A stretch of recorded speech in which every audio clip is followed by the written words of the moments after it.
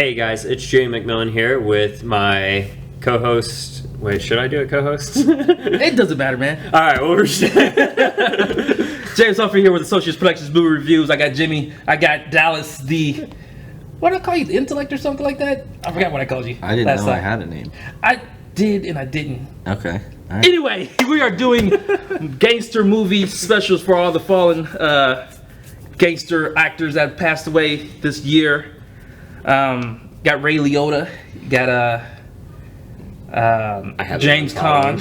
Yeah. James Caan, yeah. And Paul his last name, you know what it is. The guy from Sopranos played Paulie. Oh, no, his name's Tony. Yeah, Tony Ciriso. Ciriso, there we go. Ciriso. Ciriso? Same thing. Ciriso.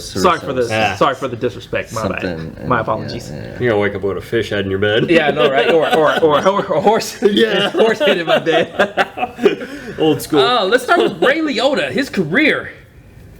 Very long, very dramatic. Yeah, a lot of good movies. A lot of good movies. Had some funny ones in there as well. Yeah. Goodfellas is probably one of his better films. I know he did what's that movie with Whoopi Goldberg? Karina. Yeah. You remember that one? I haven't seen it. I haven't seen it. He was in I think that. my mom watched that. Yeah, that's a long time ago. But dang, how good was Goodfellas? I mean, Good. honestly, that's all I'm really thinking about. When you think of Ray Liotta, Yeah, Goodfellas? but that's not to discredit him. I kind of look at, he's kind of like Malcolm McDowell. Like, he is, anybody says his name, usually the only movie somebody can think of is A Clockwork Orange. But he had a strong career, and it was a good actor all around. It's just that was His movie. Yeah. I mean, there's several actors like that. But Played Henry Hill, which is the real life story of an actual Henry mobster. Hill, yeah. Henry Hill, mobster in New York. And it's not so much, the story is not so much revolved around Henry. It's more or less revolved around all the other characters. You got Robert De Niro, you got Joe Pesci, you got pretty much anybody that played in Sopranos was in the Goodfellas. They had some small cameo role in the movie Goodfellas. Yeah, they did. Everybody they were either in The Sopranos or a lot of them I saw again in Scorsese's most recent from now is The Irishman. Mm-hmm. Yep. The guy who one I noticed last night when I watched Goodfellas in preparation for this is that I hadn't noticed before. I forget his name in The Sopranos, but in the second season at the beginning, he's the guy that gets paralyzed by Beansy. Beansy, yeah. Yeah, Beansy, the guy that plays Beansy. Yeah, he's in at the end of Goodfellas when he's first seeing the helicopters around him. Mm-hmm. They go to drop off guns at Jimmy. Jimmy doesn't want the gun. And the second person they go to is me, and I don't know the character actor's name, but then of course he was in The Irishman because he's the one that asked Frank to do install bombs, blow up these laundromats. Mm-hmm. I actually think Harvey Keitel is the only one not in Goodfellas that played gangster stuff. Yeah. Now that I think about it. Yeah, that's crazy. Well, and he though I mean, do we want to get to The Irishman yet? Because that's kind of, to me, what this is all building towards. Is because. Well, let's stick with Goodfellas for a little bit. I just want to say, I very much think a good way to watch the Goodfellas is look at Goodfellas, Casino, and The Irishman. Casino. Yeah, but look at those three as a trilogy. Goodfellas, Casino, Irishman. They are kind of at the same time of each other. Well, they're in as Goodfellas, is I guess it's more or less happening because there's many years in between that. Yeah. But Casino and then The Irishman are all kind of happening at that time. Yeah, The Irishman was a good one. You know what I mean? Does that make sense? But I don't understand. They're not playing at the same time, but it's in that era around that similar same time. Timeline. Similar timeline. It's all happening at the same time. Yes, yeah. I mean? The way the movies are kind of structured are also just very much similar. The kind of it's first of all, you have the monologue, the like narration that kind of drives the. And because Scorsese is so like panning shots are like his trademark, like it's almost like the narration typically, and this is true for other Scorsese films like Gangs of New York and Wolf of Wall Street I can think of too, but like sort of like the narration drives the camera, and then it'll just be a panning shot of usually a bunch of characters. I mean, obviously the most famous is in Goodfellas when he goes to everybody was there, and the first shot of them all in that restaurant right before you get to. If anything, that's more or less Scorsese's little. That's his trademark. Yeah, it's a trademark of his. You know? Yeah. But it's not just that. It's like the overall way the films are like structured in that. Multiple characters sort of like going in and out of different, the plot kind of focusing in and out of different characters, and they all kind of merge and go back and do their own thing. And it's also the same arc of all three are like like life was yeah, then it got really good, then it went way worse than you could ever imagine. Like it's all like they're all like, and that's the other thing I was thinking about those movies last night, especially Goodfellas. They totally glorify gangsters, like totally glamorize it, most definitely for a part of the movie. But there is a moral arc to it because in the end they all end up like their lives Karma catches dead or everybody. in jail. Yeah. Or dead. Which is actually kind of odd because they're playing more or less these characters, real life characters, but they don't have the element like these people can either kill or be killed anytime between the movie. Yeah. You know what I mean? Which is, it's not nerve wracking, but at the same time, it's kind of nerve wracking. Like, Joe Pesci's character, Tommy, DeSimian or whatever, was like a stone cold killer. Like that's what he did. Like he walked around. He plays a psycho in everything and kills people. Yeah. Yeah, but in Goodfellas, like the thing about Tommy is his like he had a real inferiority complex. Like, and that was like the big trigger for him. Is he just like killing was his like that? It's like that's my solution when somebody backslides against me. With Billy Bats, and then when he kills Spider, another obviously big soprano from Goodfellas to Sopranos. What's his name? We're doing Michael Imperioli or something like that. Yeah. No disrespect. Yeah. I'm not with these guys. Okay. Yeah. All right, let's get to. So they're on their own. No. Let's get to The Godfather. At least just part one of The Godfather. Was a really good movie. Dude, it was so weird seeing Al Pacino in that role just because he was so young. Yeah. I didn't even recognize him at first. I was like, holy crap, this is Pacino. It's one of his, I don't want to call it his first major role, because I think he did Serpico before that, right? Yeah. What year was Serpico? Like 70, and Godfather was like, what, 72? 71? Yeah, I guess that is true. And then he did Dog Day Afternoon. Yeah, those were all literally around the same, all right around the same time. Yeah. Say Scarface didn't come out till what? I was much later. Much later than that.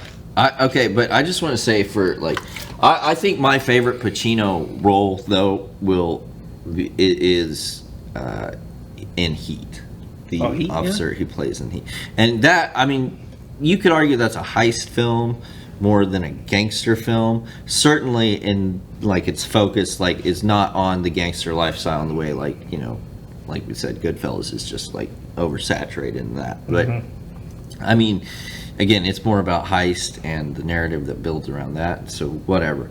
You could split it genre wise, but that to me, when I think of gangster films, that comes up, and I love that one.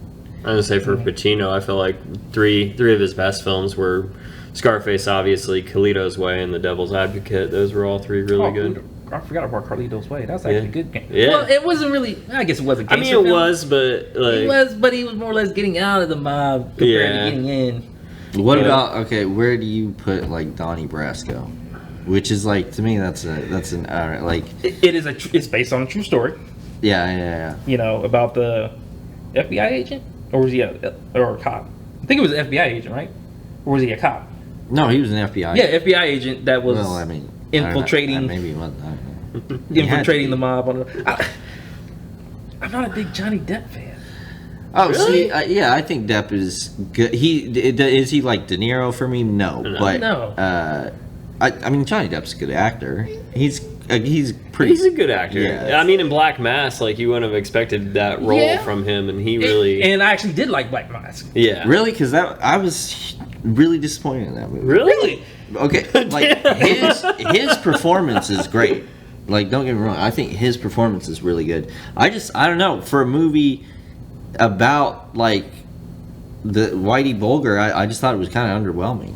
I was Well, I mean, the stuff that happened in the movie happened in real life. yeah, Yeah. I You know, and I mean, I don't know, I thought it was kind of tonally uneven. Like, it didn't seem to know if it wanted to be more like kind of like Goodfellas with the music and the use of pop music, kind of more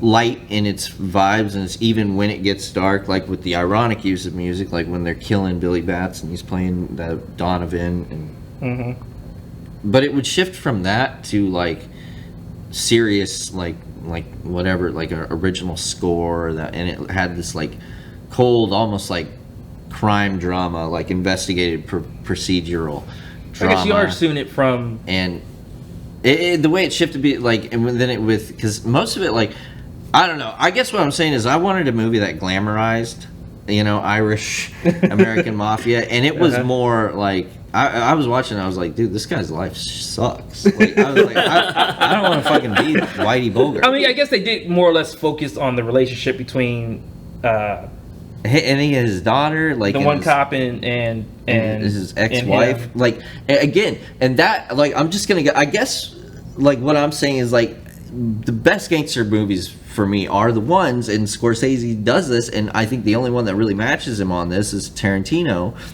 is he makes me want to be a gangster. Like, watching those movies, that at some point, like, Well, I guess The Godfather makes you a family man, right? Makes you want to have a big family. I think The Godfather. See, but The Godfather knows what it wants. The Godfather is just a perfect film. In every there's not everything is perfect about that. Every shot, everything is perfect about that film. But Godfather doesn't like teeter around. But like everybody's just really like you take them seriously enough in it. Like, Well, there's no suspense in it, other than What that, do you that mean? killing scene. I was gonna like, say like these we're- gangster films, like there's no like suspense. It's like they're narrating and telling the audience what they're doing and how they do it and all this other stuff, but there's no suspense to it. You know, I could literally feel the anxiety of Pacino's character Michael in Godfather when he killed the cop and the other mob boss. Like, Well, just that is suspenseful. Yeah, Yes. like you could just feel Yes. it, like Yeah. his performance on that. Like you literally felt like you were suspense- about to kill him yourself. but I'm kinda talking thing, like suspense, as in like edge you see, like what's about to Yeah. happen. Like in that's that more scene, that's mystery though. Yeah. Like suspense, you can necessarily, and I think Alfred Hitchcock even said this at one point. Like suspense, you often know, like you know what's coming. That's why it's suspenseful often, is because you're dreading what's gonna happen. And so I think The Godfather is suspenseful in that sense, and Yeah. especially that scene. I mean, it's a good And scene. then when that guy's walking off, right before he comes back to America, and his wife that he married over in Sicily, I believe it was. Blew up. Yeah. And it's like you knew it was coming. You're like, oh shit, that sucks. Like that hella sucks. That's kind of how The Godfather is sort of like the OG Game of Thrones in that sense, you could say, because it sets up like I think the aspect of the gangster lifestyle that it kind of really messages throughout Signals is like, yeah, you get accustomed to like catastrophic extreme violence being like the inevitable solution for every single like individual issue that comes, to the point where you start to like, you just habitually know it's going to happen, and that again, that does build the suspense. Yeah. Because you don't want to see it at the same time. Like you do want to see it because it's exciting, but at the same time, like when you're invested in the situation, you can either be invested in the characters emotionally, or with The Godfather, it's almost like it's kind of horrifying in a sense, like because of how in a way how realistic it was too, like how the mob used to be in that sense. I heard it's the most realistic depiction of mob. Yeah, or and gangsters or mafia, however you want to call it. Yeah. And I think that I mean, it's so like, The Godfather is one of those things that, like, if I had to, like, show an alien race, like, about, like, just artifacts to explain, like, American culture and its history, like, I would show them Godfather. Like, because it's I could see that. But it's such a poignant story about, America, too. It's not just a movie about a bunch of gangsters. It's an historical It's a movie film. about family. Oh God! Here we go. Right. Is it not a movie about family? Yeah, I guess. Yeah, it's a movie about family. He's gonna make you an offer you can't refuse. Yeah, it's a movie about family. All right, so let's try to tackle The Sopranos, all 6 seasons of it. I know we talked about it a little bit in earlier episodes. Partake in that. From what I've read before that Scorsese did not like The Sopranos. Apparently, really? Yeah. I mean, I don't know. It could be he says a lot of, like, sometimes contradicting things, but that wouldn't surprise me if he didn't. Now, I mean, David Chase though treated Goodfellas, like, I think word for word he said like the Quran on, in terms of how they want the direction of this show to go. And I mean, it in so many ways I think it is. It's just a taking a lot of the same. Each episode is almost just like an element of that movie of Goodfellas, and whether it's in I think mostly in the use of music and just kind of the energy that the characters bring to to every scene, and the dialogue itself being a sort of a driving force of plot, because the Sopranos has so many scenes that, like, and Goodfellas is like this too, that the most pertinent example would be, like, either when he shoots Spider or when the funny house scene. But Goodfellas have a lot of scenes where it's like there's just some, like, the plot seems to be going in the direction that it's meant to be going, and then at some point, usually through dialogue, and it's making it's a message about the, like, commonality of violence in the community, but, like, at some point just dialogue occurs between 2 or more characters that just, like, slowly the temperature, like, you can feel it boiling more and more and more and more and more until and then again you, like, you become accustomed to it, and that becomes more horrifying, but it's going to turn into violence right out, and every character has that, like, well, all the gangster characters in it. Tony is probably the most obvious example. I mean, where a good example is when he punches Bobby Baclia, when Bobby Baclia punches him. So I guess that's the reverse in a sense, but you can still feel the pressure boiling. Sopranos has so many scenes like that, and that's just one element that it totally, like, picked up from Goodfellas and was like, okay, and it makes an entire, however many seasons out of that. Does that make sense? Yeah, I think the audience is catching on what you're throwing down. Yeah. Hopefully. Watch Sopranos. I did some reading myself. You haven't on seen it? No, unfortunately. I did some reading myself on it. I actually found out that Tony Soprano was actually based on 2 actual mobsters. That, like, really famous ones? Yeah, one, I guess not really famous one. I've always assumed... I don't want to disrespect the names like I did the other ones. So okay. So I don't know. I've always wondered... You're not on the full horse in the bed tonight, right? Yeah, okay. Yeah. I mean, I've always wondered if John Gotti played, you know who that is? Oh, yeah. Yeah, I mean, they talk about him in Why come we're not talking about that movie? Have you seen that with John Travolta? I have not seen that. It is all right. Really? Brother, just away. Here's the thing. We all know who John Gotti is. He's like the most notorious, mobster, gangster, to life, Yeah. But when you watch the movie, it's not that John Travolta plays a bad gangster. It's just like it's more focused on him, his relationship with his son, and all this other bullshit compared to him actually doing gangster shit. You know what I mean? I mean, it tells the story of how he got the 5 families together. It's like, hey, we're going to get rid of this one mobster, and then I'm going to take over, blah, this, blah, that. And that little pivoted moment is only like, 30 or 15 minutes in the movie. You know what I mean? Mm-hmm. And so that passes, and then now he's more or less God, and that's the end of the movie. He gets throat cancer, and he dies. Damn. Did you ever see? It got horrible reviews, and from like clips I've seen of it, it didn't look very good, which is so disappointing because the cast was pretty interesting. But it's an Al Capone movie where Tom Hardy plays Al Capone. Oh. I think it was called Capone. It is called Capone. Yeah, I have not seen that. I wanted to see that though. Bad, good, yeah, very bad, very bad. And the clips I've seen, it's not very bad. Like you can't tell if it's meant to be funny or here's the thing. serious. Here's the thing, because when I watched the trailer, I was like, okay, it's Tom Hardy's playing a hardcore Capone. And Tom Hardy's great. I was gonna say, ain't Tom Hardy a little tall for that role? I like Tom Hardy. Here's the thing, though: the story in the movie is not about his early years, or even his middle years. Dementia. It's literally about his last 2 years of him losing his fucking mind in his house. Yeah, and that's it. Yeah. It's so bad. But do you like Tom Hardy? I do like Tom Hardy. Okay, yeah, I do too. Tom Hardy.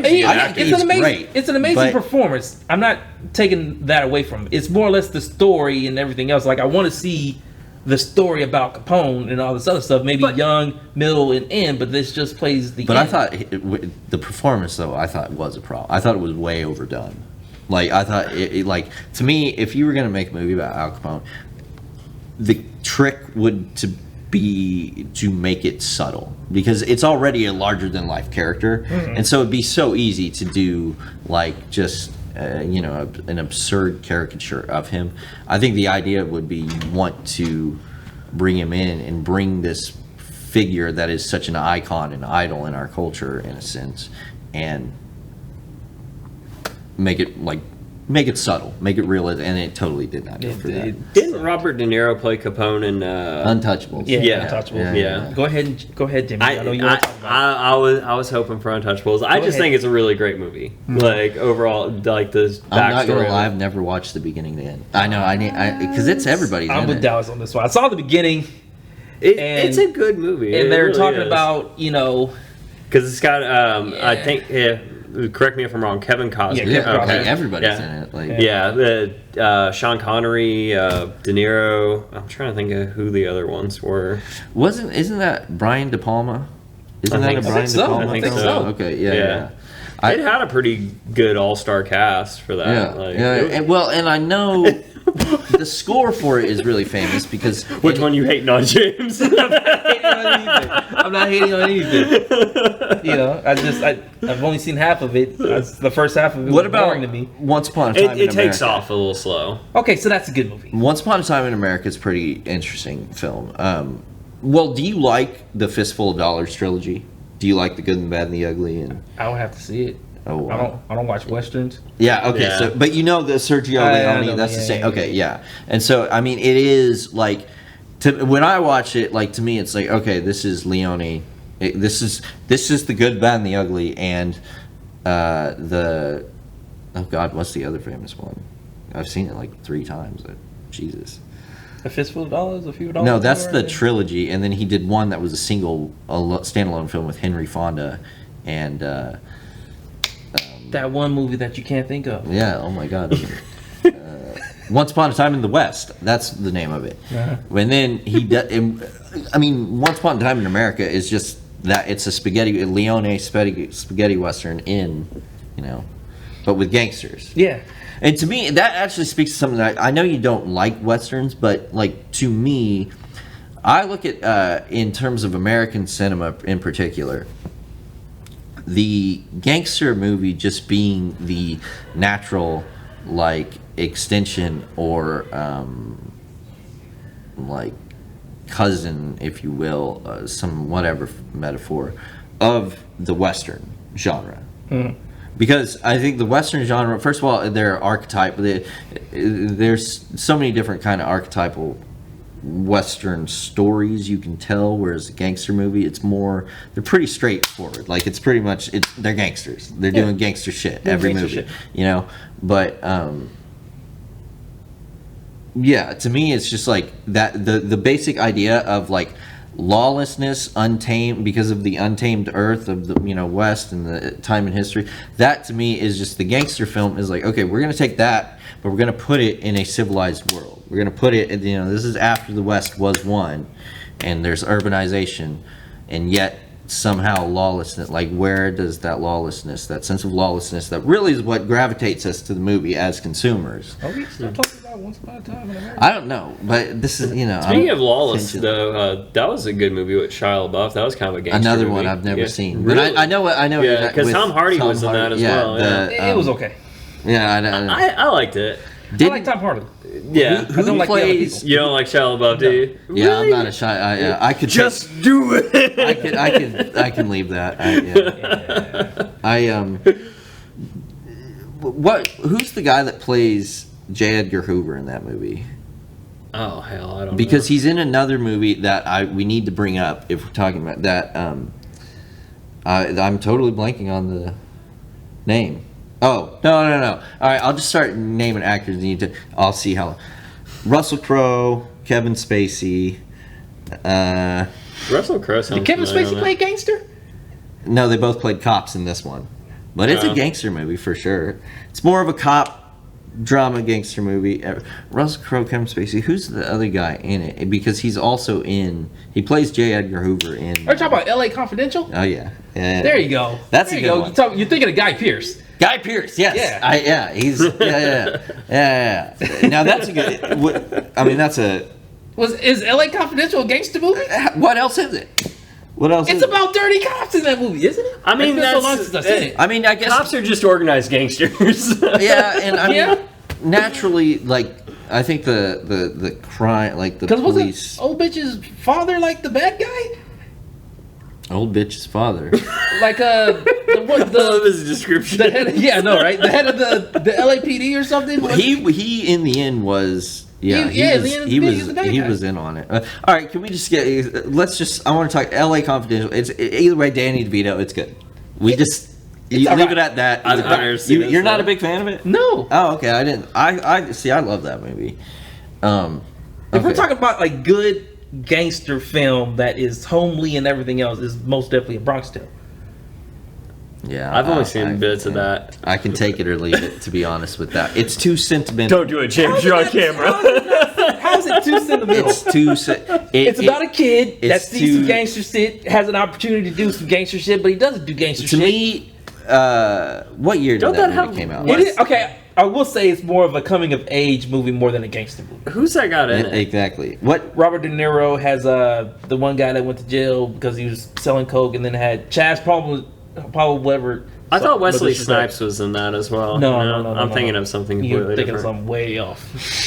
Way off in the other land. Yeah. Robert De Niro and Wesley Snipes were in a movie together, though. Yeah, I just can't think of what the hell it was. I think it's called The Fan The Fan. or something like that, where Wesley Snipes is like a baseball player and De Niro's like an obsessive fan. Isn't that the movie? I'm not sure. How's that has anything to do with It doesn't, but we gotta bring it. Okay, my problem with the Bronx Tale is that movie should be like, that's a movie that it came out in like the 90s. That's a movie that had like the sentimentality and message of a movie that came out in like the 30s. That's how that movie was. You do know that movie is actually based off Chaz's real life, right? That's fine, but I'm not a big Bronx Tale fan. I'm just leave it at that. What about Killing Them Softly? That's a good gangster film. Now we can talk. Yeah. Now we can talk. That's one of the best gangster films, I think, American crime films come out in the last. What was that one about? I may or may not have seen that one. It's about actually has Ray Liotta in it. Yes. And James Gandolfini. Yeah, it's one of his. And it not stars one of Brad his Pitt last too. It's on roles, Netflix. but- Check it out. Anyway, it's about this guy, this mobster that sets up his own card game. You know, and then they let him slide on that, but they pretty much tell him, "Hey, if anything ever happens on this card game again, we're gonna kill you." Blah blah that. So they got these two dummies, pretty much. They're heroin addicts. Heroin addicts. They Yeah, rob the game, the card game, and they think that it's the mobster. So Ray Liotta gets then they bring in a fixer. And they bring in a fixer. That's Brad Pitt's character. Pitt. But then Brad Pitt tries to hire another fixer to do it because he doesn't like getting close. Yeah, which is James Gandolfini, and he can't do it, so he has to do it. And if you think about it, the movie's it's totally simple plot. Yeah, it's really basic. It's actually, but it's really good though. Exactly. But like that's what makes it so perfect, because it's just like you're just drawn into the intensity and the.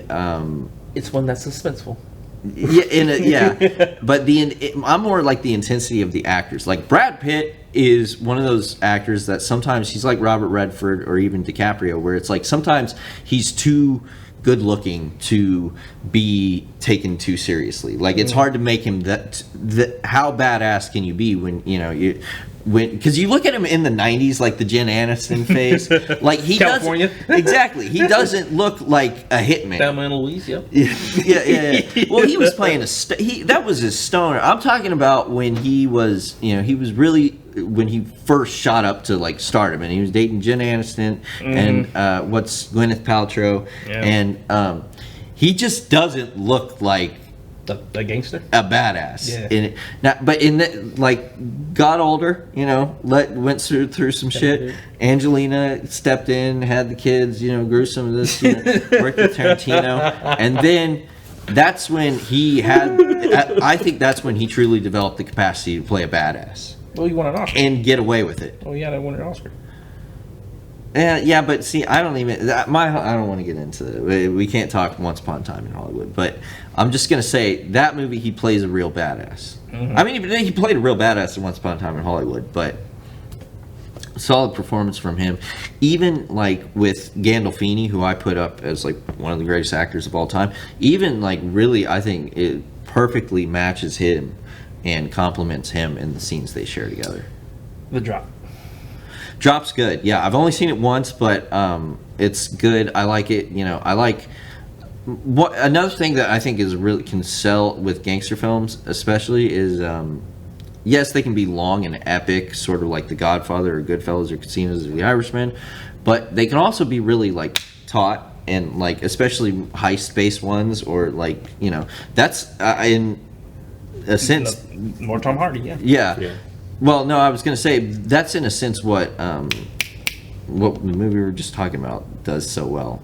Not The Drop, before that. Or Killing Them Softly. Killing Them Softly does so well. It's a taut film. Like it kind of wraps up in like 90 minutes, and there's not a scene you had to take out. Everything's perfect. The thing about these particular types of movies is that it's mobs, it's gangsters, and everything else, but they don't have to go too deep into a story to explain that. The Drop is more or less a bar that is a drop for gangster shit, but the story revolves around the bartender and get into it with the dog and all this other shit. You know what I mean? Right. Same thing with Killing Them Softly. It's gangster shit that's happening, which classifies it as a gangster movie, but the story more or less is more about the characters not doing gangster shit. It doesn't get wrapped up in the tedium of like the actual family work. Would Pulp Fiction theoretically count as a gangster film? Well, yeah. I mean, Pulp Fiction is, and Tarantino has literally said this. His conception of Pulp Fiction was he wanted to take a handful of archetypal gangster stories. You got like scenarios essentially. Yeah. So like we got to get this briefcase, some kind of money, whatever. We got to get fix it. Fix the game. Got to fix a boxing game. We're fixing a boxing match and then taking the boss's wife out. Those three stories, and then he just wanted to deconstruct that. Yeah. And it's crazy to think like, because Tarantino, as probably seen tens of thousands of films he's seen. He's so film literate, like he's like a computer. Like it makes you wonder how many like archetypal gangster scenarios could he come up with and deconstruct? How many did he come up with before he honed in on those three and was like, okay, we're making a movie around those three stories, which could each be their own film. Yeah. And yet they're all going to merge in Pulp Fiction to me is like sorry, just let me say this and then I'm done. It is the end result of decades of work into a genre. And then somebody comes along who is raised watching these films and oversaturating himself in this genre, and then says, okay, I know everything about it, now I'm going to deconstruct it on an archetypal level and remind us why we love it so much. So Pulp Fiction, is great. Yeah. I was gonna say it's. In other words, yes, it's a gangster movie. I mean, I love that movie. I figured it was, but I knew it was kind of based more strictly on fictional events. So I wasn't sure I if would classify it as gangster count shit. it with this. Well, and what I love about Pulp Fiction is it. Sorry, it doesn't like most gangster films are hone in on some sort of ethnic culture, is ethnic subculture, like the Italian American mafia, the Irish American mafia, even like Yakuza films and stuff like that. But like there is no ethnic, like they're just a bunch of LA gangsters, and there is no common thread between them. Like you got Samuel L. Jackson, who's like this, there's so much, like Vincent Vega is like a cowboy almost, and he's partnered with Samuel L. Jackson, a Boondock Saint, basically. Yeah, exactly. Yeah. And I mean, then you get characters like the Wolf, who comes in. He's wearing a tuxedo. It's like, well, who is this? I loved his character. Oh yeah. Then I can't think of that actor's name, but he's that's hard to tell. Then you got Ving Rhames as the boss, as who played like the perfect, to me, when I think of like gangster bosses, I think Band-Aid on the back of the head.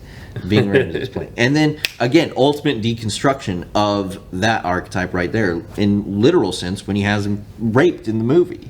Like he's taking, that's what Tarantino does. He takes everything like sacred and he just fucking throws his own does twist whatever. on it. Yeah. It's got a weird thing about feet, though. Just throw that out there. All right, man, guys, I'm going to cut it there. James Humphrey, Jimmy, my man Dallas, Social Plex and Movie Reviews. What we doing next week? John Wick. You going for that, or you gonna? I'll have to go watch all 3 John Wick films, but What the fuck? I've actually literally only seen them like pieces of them. Like I get it. Like I know what it is. He's not allowed anymore, James. So this is Dallas's last show on the movie reviews. Yeah, because that's just downright disrespectful, right? I mean, God damn. It is what it is. Anyway, we'll catch you guys next week. We'll see you later. Now get the hell out. Go.